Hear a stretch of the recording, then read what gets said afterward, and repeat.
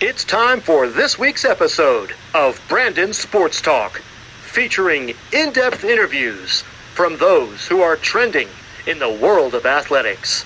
And now, here's the host of Brandon Sports Talk, Brandon Pate.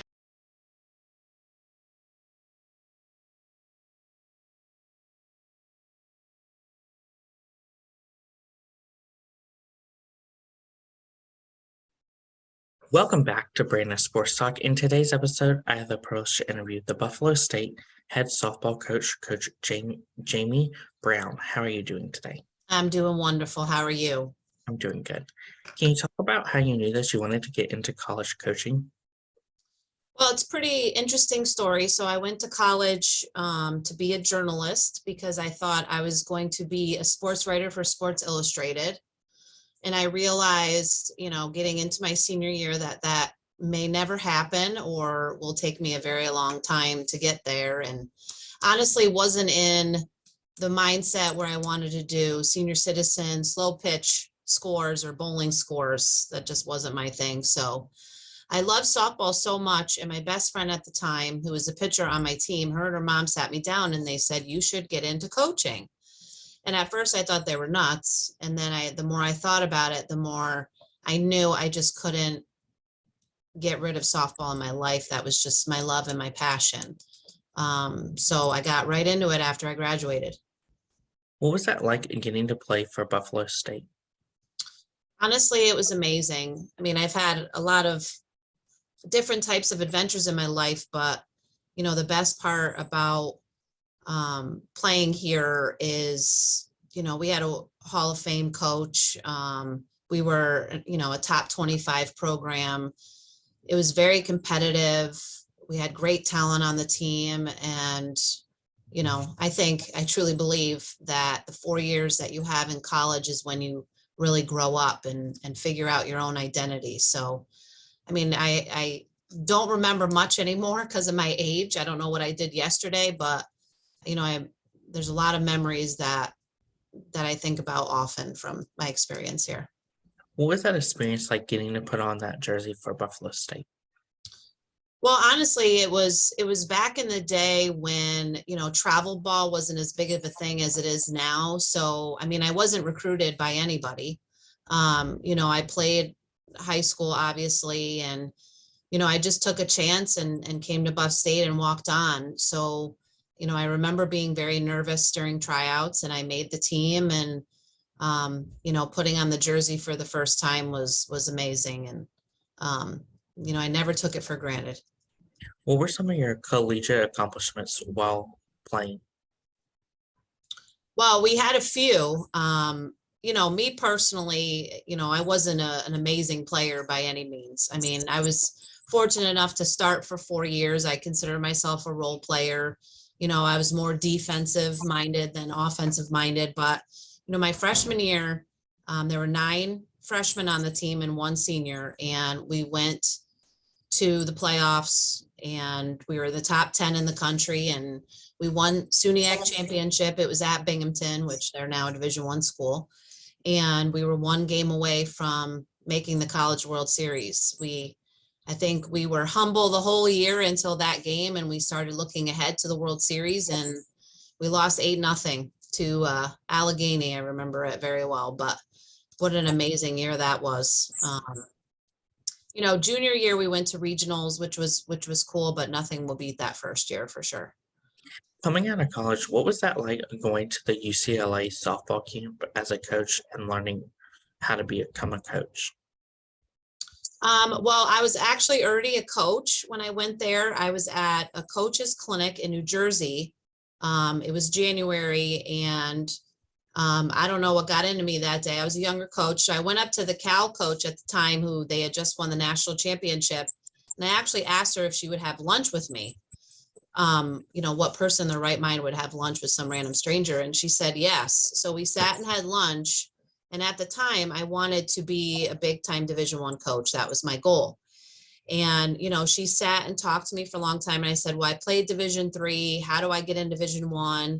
And she said, you have to work camps. And she said, go ahead and use my name.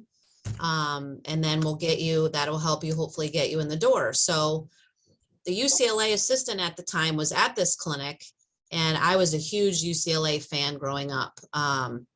And so I went up to her and I'm like, would you be able to let me work your camp? And she said, absolutely. And it surprised me that she said yes. And it's funny because now she's the head coach at UCLA. But I flew out to California by myself, never been to California. You know, I was in my mid-20s. I get off the plane, I go to UCLA campus, which is across the street from Bel Air. So here I am, like outside Hollywood, no idea what the heck I'm doing.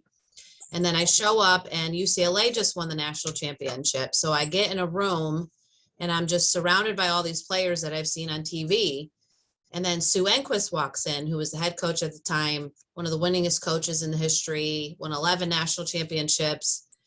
And she walked up to me and said, who are you? And I told her, and she hugged me.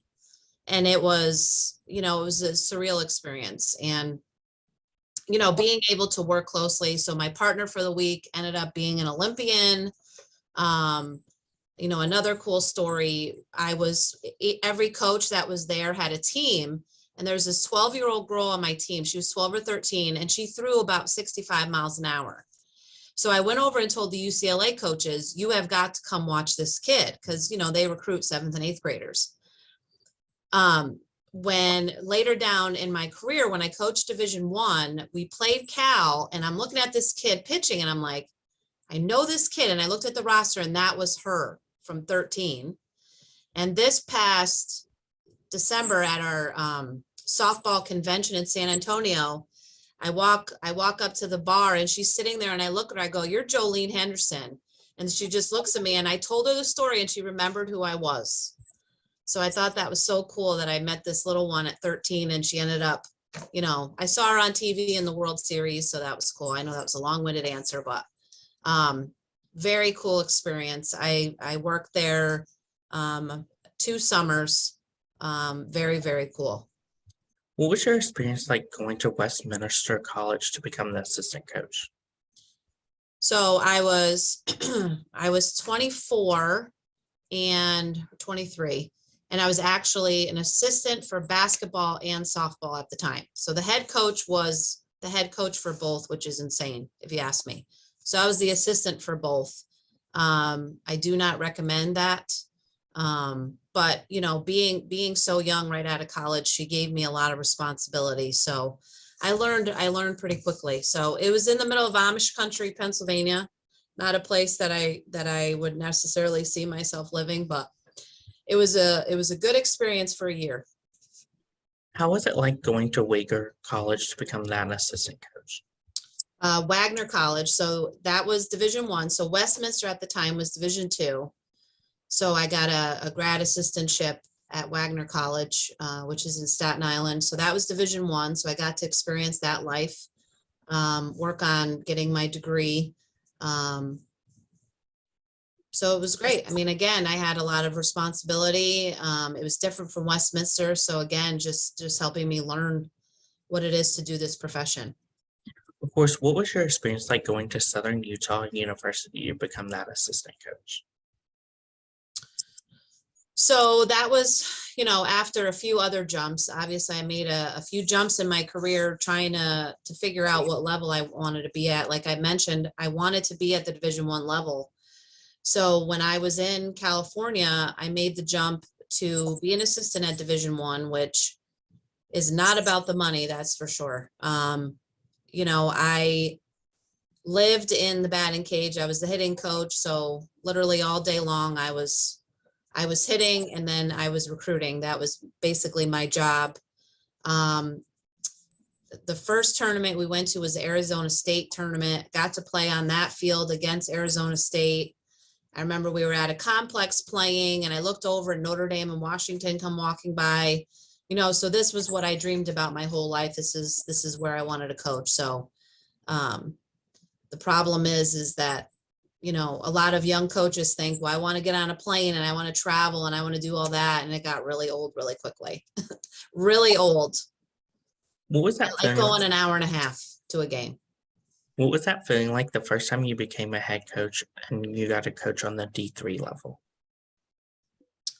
Well, honestly, I was scared to death. I was head coach at 24 and I had no idea what I was doing.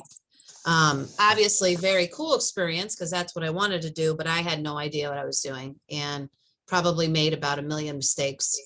Um, I feel a little bad for those kids having to have such an inexperienced coach, but again, you just learn by doing. You learn through your mistakes and, I appreciated the opportunity. That time in my life, I was a part-time head coach.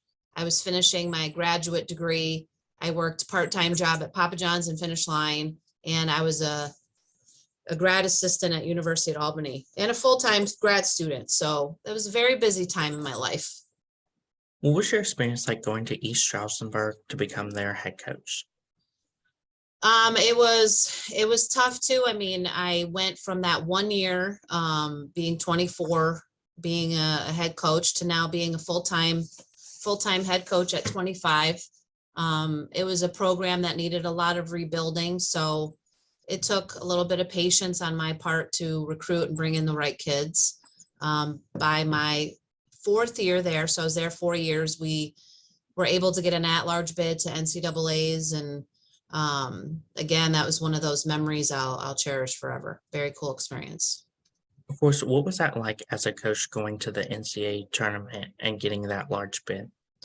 Honestly, there's nothing better. Back then they didn't have now teams go into a room and you can watch it on the computer, the selection show. They didn't have that back then. So we were all sitting around the computer refreshing, waiting for them to do the list. And I remember me and my assistants sprinting and screaming up and down the hallway. You get to wear a cool badge and all the meetings and stuff. It's just an unbelievable experience. And, hopefully my players here get to experience that. Going from East Stroudsburg, what was that like going to California State University to become their head coach? Well, when I grew up, or when I decided I wanted to be a coach, I really wanted to get to California. Like I said, UCLA was my favorite team to follow. And, I enjoyed my experience at East Stroudsburg, but I want to get on the West Coast and experience that type of softball because it's honestly very, very elite because you get to play all year. Again, it was Division II to Division II and one of the best conferences in the country. And, I would go to a recruiting event and I would stand next to the Michigan coach and the UCLA coach. They're recruiting the number 3 hitter and I'm recruiting the 9 hitter. So, recruiting in Pennsylvania was a little different. We didn't really experience those type of coaches. So, again, I was just learning different experiences, kind of trying to find my identity as a head coach. How did your stops along your way help you to where you are now at Buffalo State, returning back to your alma mater?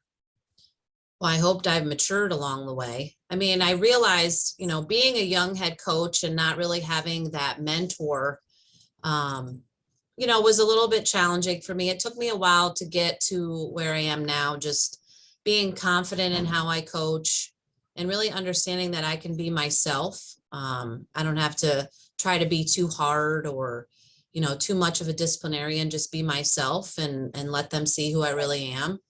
And I think that's made a big difference. My ultimate goal was to get to be here. I mean, this is my absolute dream job. I told you my experience here was unbelievable. And unfortunately, my head coach passed away almost 10 years ago now from cancer. So I actually never thought this was going to happen. And then the woman who took over for her called me and said she's going to be an AD, the job's open. So I absolutely jumped at the chance. It was probably once in a lifetime. And this is where I am and this is where I'll be till the end of my career. What was that feeling like when you got that call to return back to your alma mater to become the next head coach? It was surreal, honestly. It took me a while to process it. I remember coming up here to try to find an apartment because I was in Albany at the time and walking around, and the school definitely has made some upgrades from when I went here. And even my first week here, it just took me a while to process that I was here. And, I still get goosebumps sometimes. I walk in the office and I have a trophy from our 1996 conference championship, and I look at it all the time. And I love coaching and I love what I do, but being here, it's just a little bit different, a little bit more pride involved. This was my second home. I tell everybody I bleed orange, so I take a lot of pride every day that I put on the Buffalo State colors. So. What was that feeling like the first time you returned back and you got to step on the softball field now as a coach?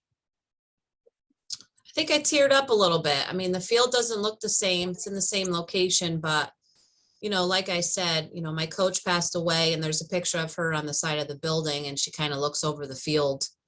So it's definitely a little bit emotional for me.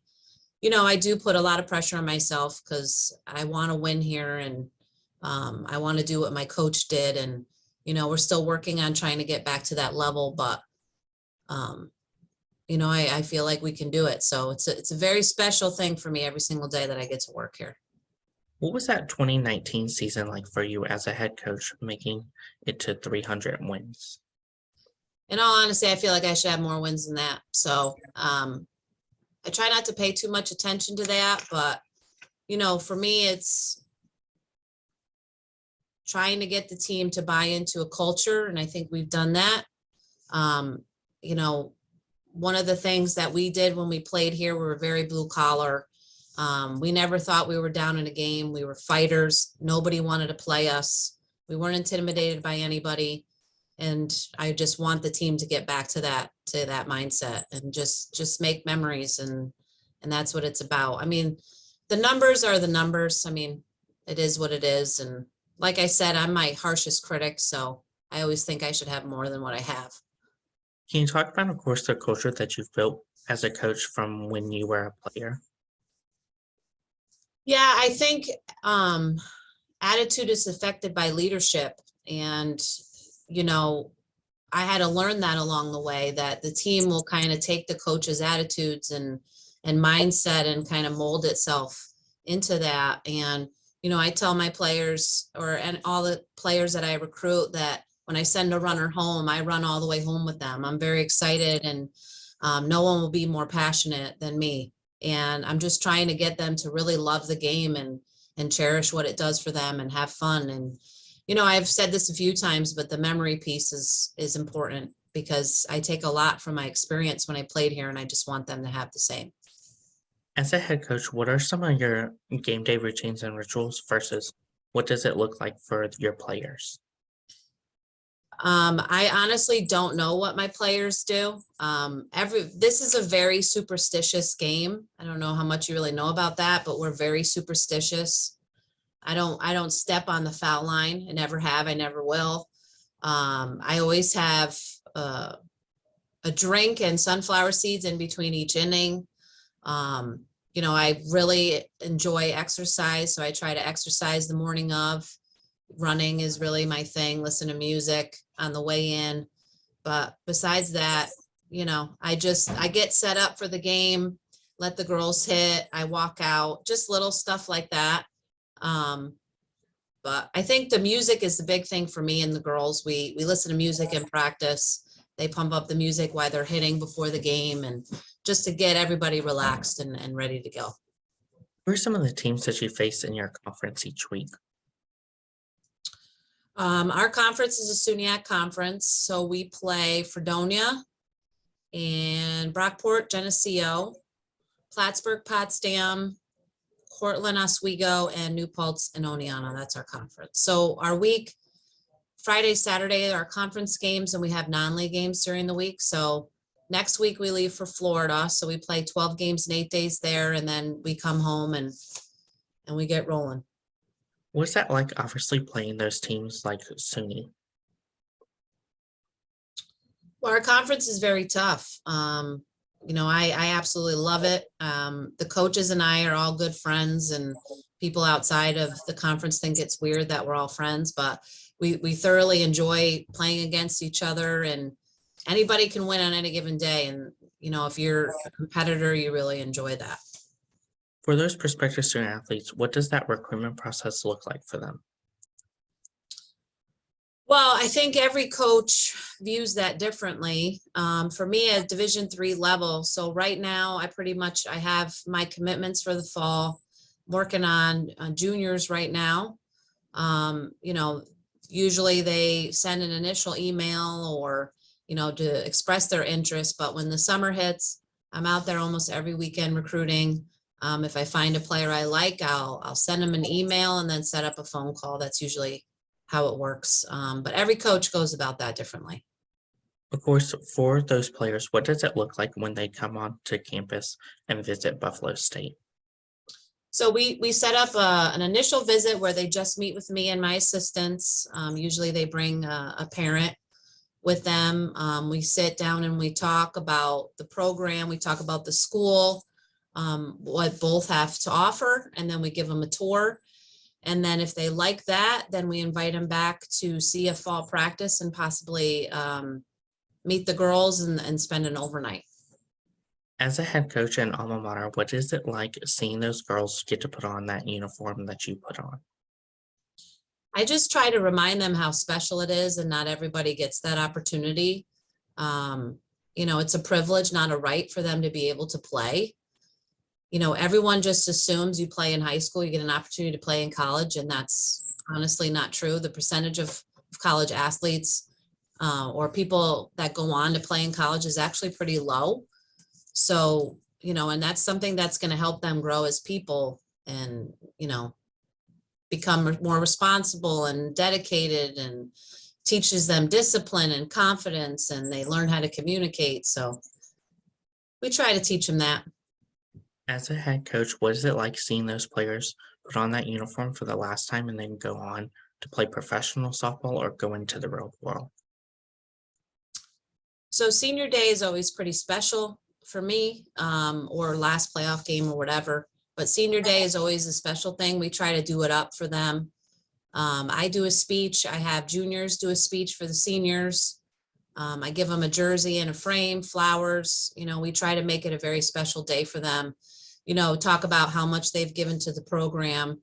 I tell people all the time, my favorite moment is when they're in their cap and gown, walking down the aisle to get their degree, and see how much they've grown since their freshman year. That's my favorite part. So it's always emotional, but happy, usually happy, that they have no regrets and are ready to hit the real world.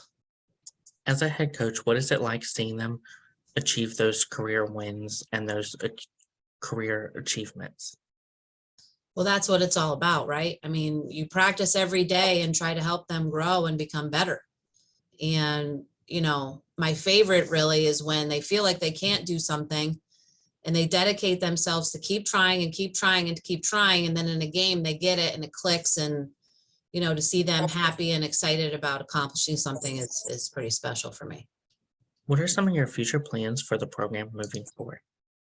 Win. I mean, I'm very proud of the program right now and how strong we are academically. The team in the fall had a 3.63 GPA.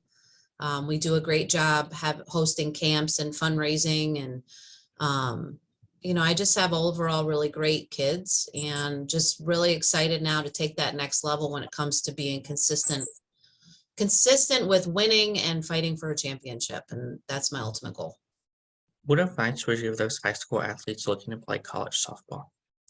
Get in front of a coach. If you want to play in college, first find the school that you want to get an education from.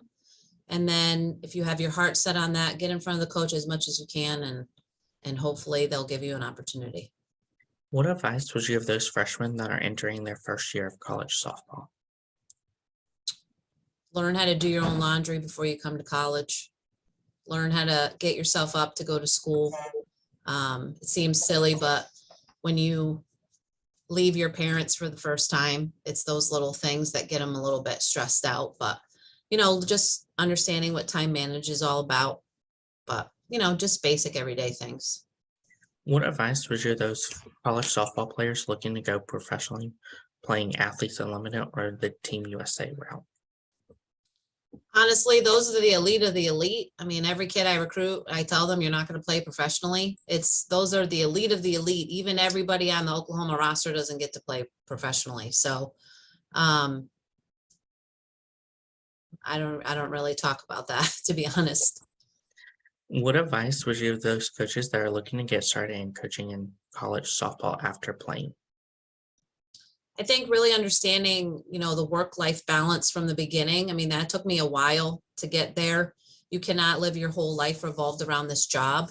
And sometimes that's hard because basically your job security is based on wins for the most part. So just trying to figure out how to manage both. I mean, I'm a mom with 2 kids, so my priority is my children. And when I go home, I try to focus on them. And when I'm at work, I focus on work. It doesn't always work that way. Sometimes I'm texting recruits when I'm playing a game with them on the floor, but understanding it does take a lot of time. It's not a 9-to-5 job. But it has a lot of bonuses to it. So What advice would you give those people that are looking to coach at their alma mater like you did, whether it's assistant coaches or even head coaches? it's honestly really hard to do because a lot of coaches stay at a place for a long time. I mean, I'm very, very lucky. I'd say less than 1% actually get the opportunity to coach at their alma mater. So just, be hopeful. Like I said, I never knew this would happen, and it did, because of, the unfortunate loss of my coach. But a lot of people will find a place they love and thrive. It's not a necessity, but for me, it's just worked out. What advice would you give those future head coaches looking to get started and running their own program? Just what I said before,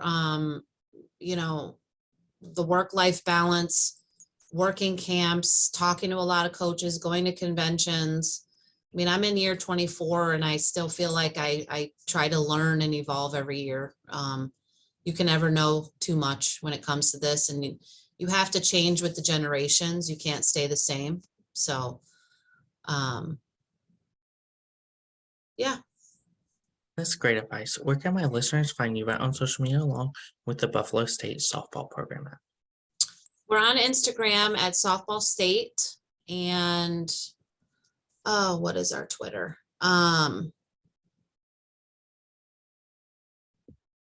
Yeah, if you just do Buffalo State softball, it should pop up on Twitter. We don't generally use Facebook too much because not a lot of people really do.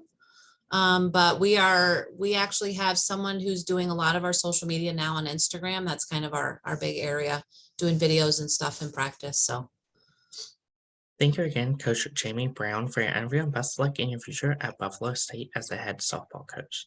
thank you so much, Brandon. You can find Brandon Sports Talk on Facebook at Brandon Sports Talk, Instagram at Brandon Sports Talk, Twitter at Talk_Brandon, and you can find me on YouTube at Brandon Sports Talk. Don't forget to like, comment, and subscribe. Thank you again, Coach Jamie Brown, for your interview, and best of luck in your future. Thanks so much. You've been watching Brandon Sports Talk. Please feel free to like, share, and subscribe to Brandon Sports Talk on social media and on YouTube.